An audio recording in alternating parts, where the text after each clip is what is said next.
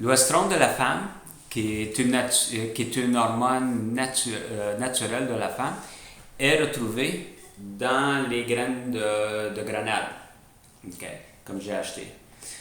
Aujourd'hui, je suis végétarien depuis 1986 et durant toute ma jeunesse, avant 1986, je mangeais très très peu de viande, pratiquement pas de porc, ni de bœuf. Peut-être une fois par 3 mois, je mangeais du bœuf. J'aimais pas ça. Okay? Aujourd'hui, la nourriture, mes dîners comment je pourrais dire, la nourriture que je vais manger au fil de la journée, ça va être une pomme grenade, un peu de chocolat,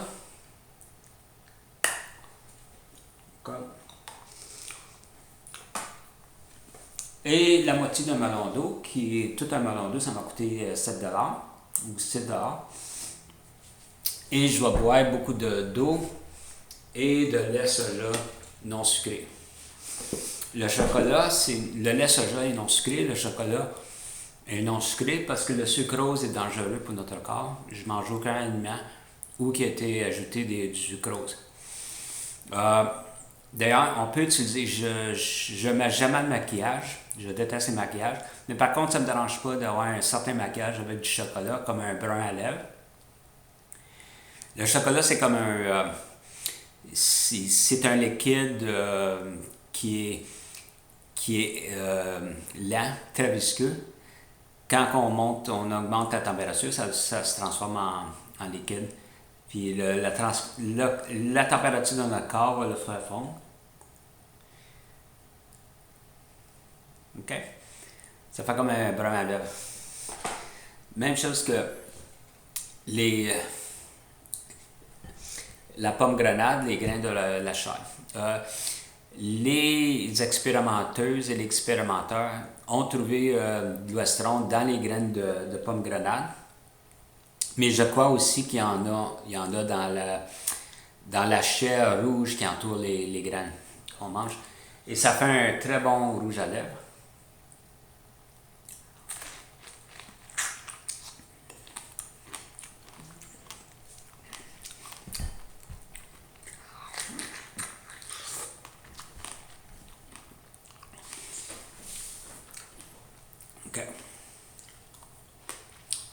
C'est où que j'ai trouvé? J'ai su qu'il y avait de l'oestrone, qui est l'hormone naturelle de la femme, dans les graines de pomme grenade. C'est dans ce rapport-là. Sécurité et bénéfices de phytoestrogènes apportés par l'alimentation. Recommandation, mars 2005, par l'AFSAP, qui est l'Agence française de sécurité sanitaire des aliments. Okay. La page, j'ai tout lu. Je suis en train de le lire une deuxième fois, mais je suis rendu à la page 215 une deuxième fois. Éventuellement, je vais finir une deuxième fois. À la page 26, il y a une table. Okay. À la page 26, wow, il y a une table.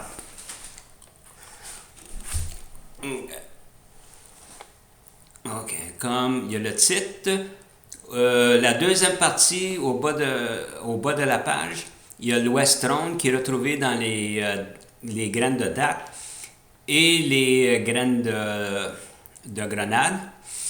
Et ça a été le premier qui a retrouvé de l'oestrone dans les pommes grenades, c'est Monéam en 1988. Monéam, je crois que je l'ai prononcé bien. Oui, Monéam. OK.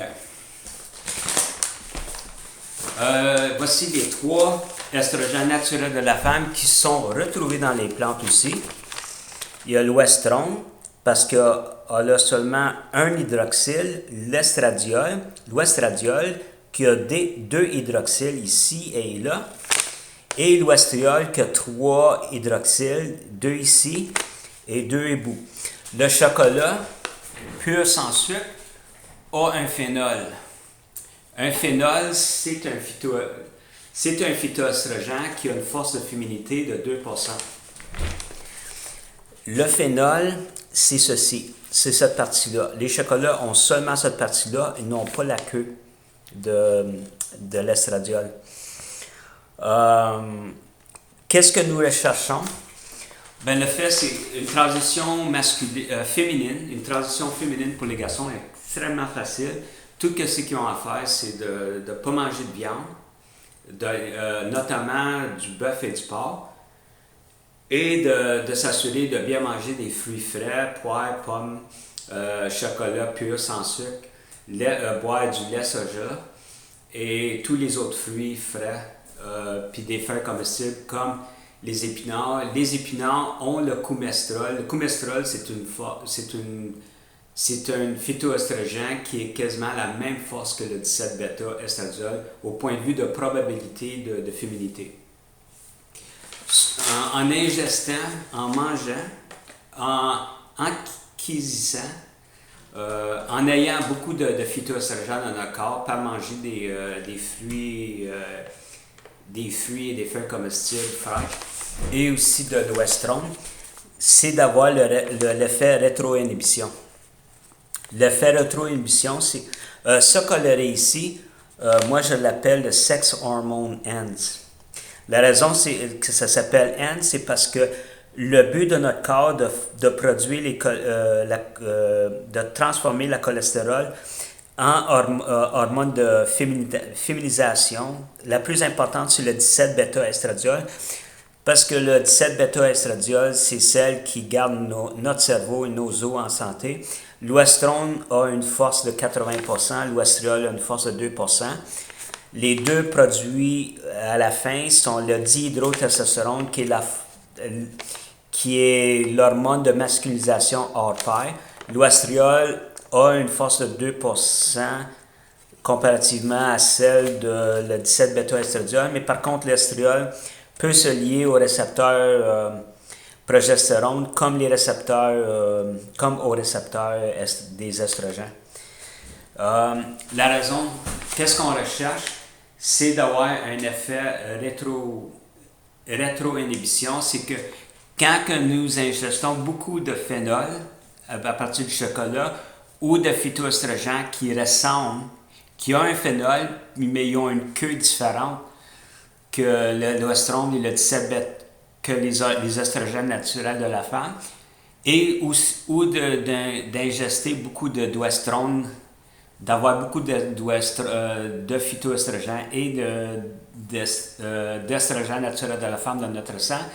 Cette taux de concentration dans notre sang dit au cerveau de stopper de transformer le cholestérol en les premières hormones sexuelles, le progestérone, l'androstinédione et la testostérone. C'est ça que nous voulons.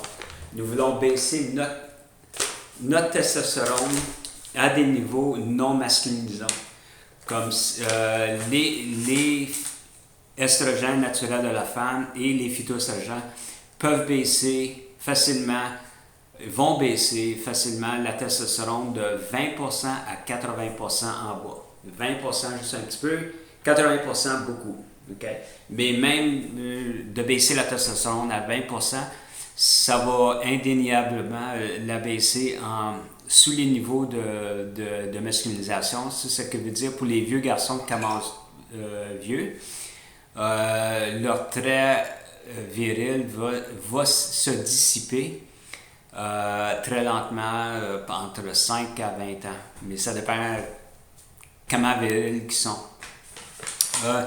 Tous